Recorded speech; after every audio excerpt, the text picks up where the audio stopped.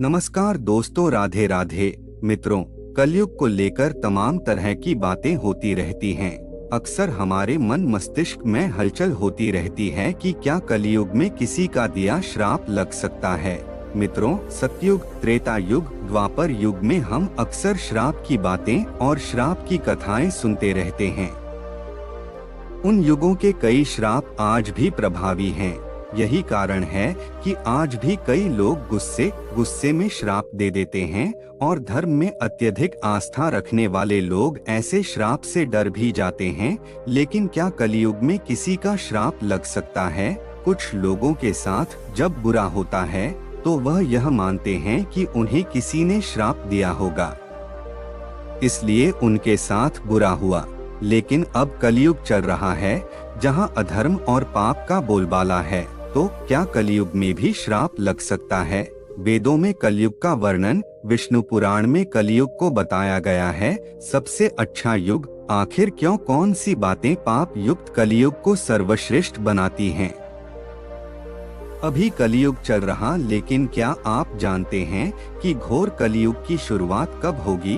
भगवान की मूर्ति की प्राण प्रतिष्ठा अपने घर में की है तो ऐसी गलती भूलकर भी मत करें। महादेव से सीखें। एक आदर्श व्यक्ति बनने के श्रेष्ठ गुण शिव पुराण में दर्ज हैं। इन सभी का उल्लेख हनुमान चालीसा पढ़ते समय क्या सावधानी बरतनी चाहिए?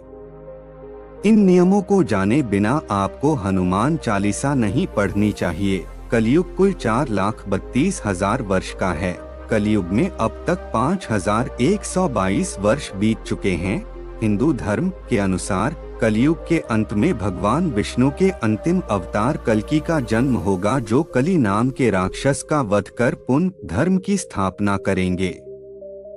कलयुग इस पृथ्वी के विनाश से पहले का सबसे अंतिम युग है। कहा गया है कि कलयुग में पाप अपनी चरम सीमा पर होंगे। मनुष्य के जीवन से भगवान की आस्था खत्म हो जाएगी और वह केवल बुराइयों से भर जाएगा।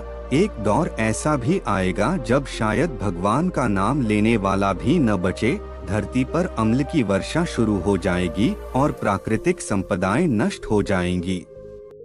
मनुष्य इतना अधर्मी हो जाएगा कि वह केवल अपनी बुराइयों को ही पोषित करेगा। परिवार, रिश्ते, प्यार जैसी चीजें समाप्त हो जाएंगी और शायद मनुष्य नरभक्षी भी हो जाए। मनुष्य की जीवन आयु घटकर 20 तक भी जा सकती है और इस युग में चालाक और स्वार्थी व्यक्ति का ही बोलबाला होगा।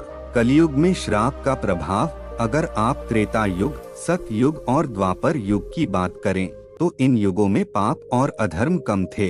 मनुष्यों का आकार और उम्र आज की तुलना में कहीं अधिक थी और ऐसा इसलिए था क्योंकि उनका कर्म और साधना उनकी सिद्धियां बढ़ाती थीं। वे सिद्ध पुरुष और महामानव के समान होते थे, जिनमें अपार अदृश्य शक्तियां होती थीं, जिसे वो भक्ति, कठोर तप, सत्कर्म और साधना से अर्जित करते थे। वे अपनी चेतना का स्तर इतना उठा लेते थे कि अपनी इच्छाओं की पूर्ति करने के लिए या ब्रह्मांड की ऊर्जाओं से खुद को जोड़ने के लिए मैनिफेस्ट करने की आवश्यकता नहीं पड़ती थी, बल्कि उनका उन ऊर्जाओं पर नियंत्रण हुआ करता था। यही कारण है कि जब किसी को श्राप देते थे तो सिद्ध शक्तियों के कारण वह प्रभावी होता था। वहीं उन युगों की तुलना में आज मनुष्यों में बुरे कर्म और भावनाओं का प्रभाव बढ़ा है। तुलसीदास जी ने कहा है, कलयुग केवल नाम अधारा, सुमिर सुमिर नर उतर ही पारा। अर्थात पहले लोगों को कठोर तप और यज्ञ करके भगवान का सानिध्य मिलता था, लेकिन आज कलयुग में लोग इतने पाप कर्मों में दबे हैं कि हर परिस्थितियां उन्हें भगवान तक पहुंचने से रोकती हैं। इसलिए कलयुग में केवल राम नाम भी लेना भी आपको धर्म मार्ग का लाभ दे सकता है। लेकिन अब मनुष्यों के पास न तो उतनी शक्ति है और न ही सिद्धि की वह किसी को श्राप दे तो वह श्राप लग जाए। हर व्यक्ति किसी न किसी पाप कर्म में अवश्य लिप्त है। उनसे मन, वचन और कर्म से किसी न किसी को चोट अवश्य पहुंचाई होगी। मनुष्य के कर्म का स्तर गिर जाने के कारण उसकी कही गई कोई भी बात सच नहीं होगी, बल्कि उसके कर्मों का हिसाब कहीं न कहीं हो रहा होगा।